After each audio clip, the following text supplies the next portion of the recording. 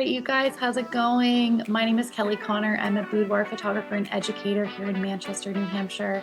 And I am here to give you guys my best hack ever, which are the only camera settings that you need for consistently stunning photos. And I'm talking about in studio, working inside in a controlled environment.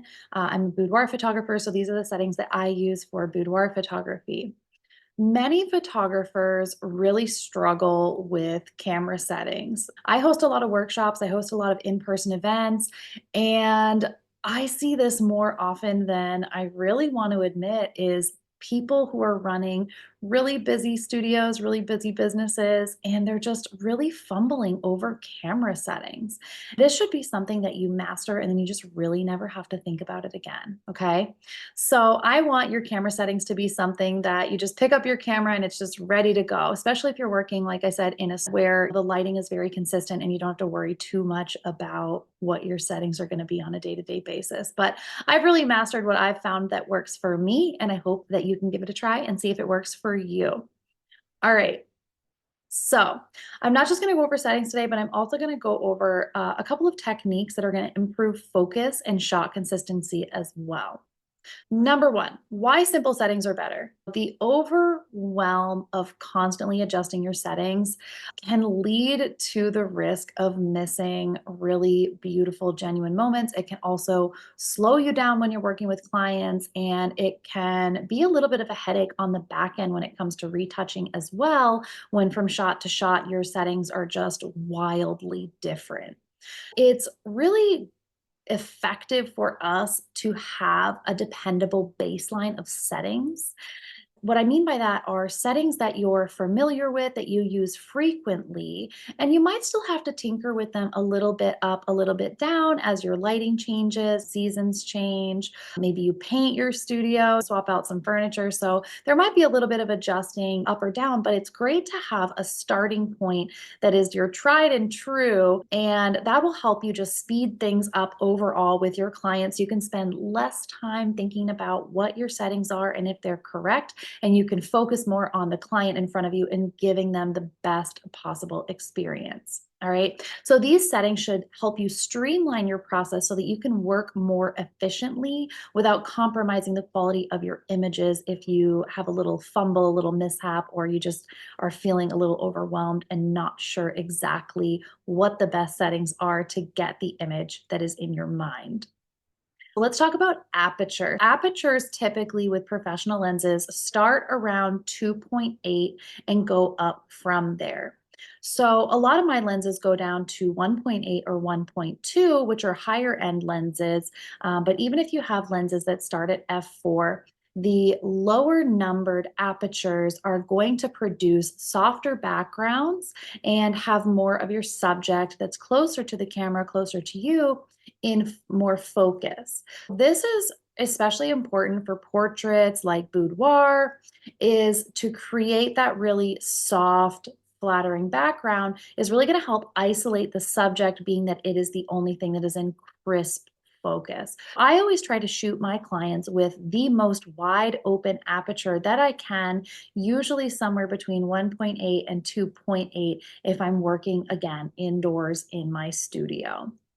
Some optional adjustments for you guys if you are working with more than one client. For instance, if you're doing couples photos, if you're doing family photos, you're probably going to need to have a higher aperture where more things are in focus, because human beings are not static. They're not perfectly still beings. Even if we're standing up, we're always shifting this way or that way. And so if you're working with multiple people in a frame, you're going to want to have a slightly higher aperture, maybe something like f4 or f5.6, so that you have more clarity across a larger depth of field for something like a family portrait, where your clients might be in front of or behind each other to get all of the faces in focus. So ISO is my magic formula a little bit for keeping my settings really consistent. ISO is actually probably the only setting on my camera that I'm consistently adjusting during my sessions. Keep in mind, with these newer high-end cameras, we have a lot more flexibility with ISO than we did 5, 10, 15 years ago, for those of you who have been doing this as long as I have. But if we want really clean, noise-free images, we want to shoot with our ISO under 1600. I typically start off during the day with my clients around 9 a.m. They come in for hair and makeup, and we usually begin shooting around 11 a.m. It's pretty bright outside no matter what time of year it is. I do live in New England where it's dark at 3 o'clock in the winter, but I try to keep my ISO as low as possible while being able to maintain my other settings the way that I want them. Higher ISO, when we get up to 8,000, 12,000, 25,000, we're going to be adding more grain to our images, more noise with the higher ISO. And this can be a little bit of a distraction, especially when it comes to boudoir, where we're really looking for these smooth, creamy images.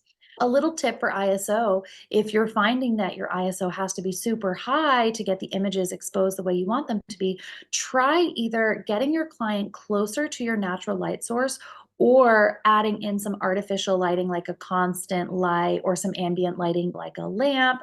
But if you can just move your client closer to, say, your window, your light source, you'll be able to get your ISO down a little bit from there. But the ISO is one setting that I do consistently adjust in all of my sessions up and down pretty consistently, while my shutter speed and my aperture are pretty stagnant at the exact same setting for all of my shoots. Okay, so shutter speed. Shutter speed is one thing actually that I never adjust. My shutter speed is very consistently at 250 pretty much all the time for every single boudoir session that I ever photograph. You want to keep your shutter speed at 1/160th of a second. That's the 1/160 for shutter speed. We want to have it at that point or higher for handheld shots, or when your subject might slightly be moving. A woman standing up in high heels trying to hold a pose might be doing a little wobble. So 1/160th of a second is definitely going to be the lowest that I would ever recommend somebody to go for shutter speed when photographing humans. If you're using a tripod or a monopod, you might be able to go a little bit lower, but the general rule of thumb is 1/160th of a second is going to be the lowest that you want to go for shutter speed to prevent motion blur. In boudoir, maintaining this shutter speed of 1/160th of a second or higher is going to keep just your details really crisp and avoid any softness that might be caused by a slower shutter speed. The only exception for this that you might consider doing as an artist is if you're actually looking to create motion blur. So if you have a client who is maybe trailing a big robe or a sheet or a sweater, or their hair, you might want a little bit of motion blur. You might want to have that shutter speed be a little bit lower to get that image motion blur that is definitely going to have a more artistic look.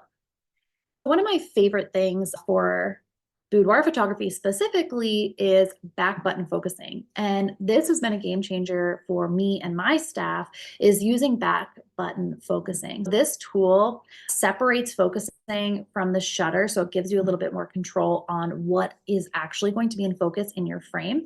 I find this to be particularly important with boudoir because I might take the same shot 2 or 3 times in a session, but I want different things to be in focus. In shot number one, I might want her eyes to be in focus. In shot number two, I might want her mouth or a piece of jewelry to be in focus, or where the wardrobe is meeting the skin, I might want that to be in focus. There's a lot of instances where back button focusing can create different images within the same pose to add variety to your client's final galleries. Back button focusing is definitely a big game changer for consistent shots where you need certain things to be in focus, but also to help you create some unique images within the session to provide your client with some more variety.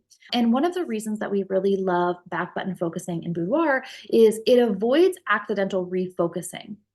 This is especially helpful when you're already locked in on the eyes or the face with focus, but you want to recompose. This is also going to make sure that the focus is consistent for shots where you're really close up with the camera, because it's easy for the camera to make decisions for you. With back button focusing, you're the one in control, not the camera, of what is going to be in focus in each one of your shots. All right, so I promised to give you my secret formula for what our settings are in studio. And I dropped some little breadcrumbs throughout the episode for you to figure that out. But basically, our aperture, we always keep our aperture around 2.8. Our ISO is the only function that we are consistently changing, but I would say we're usually around 1600. We might go a little lower, a little higher, but that's a great place to start. And then our shutter speed, I actually keep my shutter speed at 250 because I am the queen of shaky hands. So I consistently keep my shutter speed at 1/250th of a second. That's 1/250. Because I have such shaky hands, I always keep my shutter speed really high to make sure that I am not the cause of any images being out of focus. That's very helpful for us. My aperture is around 2.8. My shutter speed is 1/250th of a second. And then my ISO is my setting that I am consistently changing.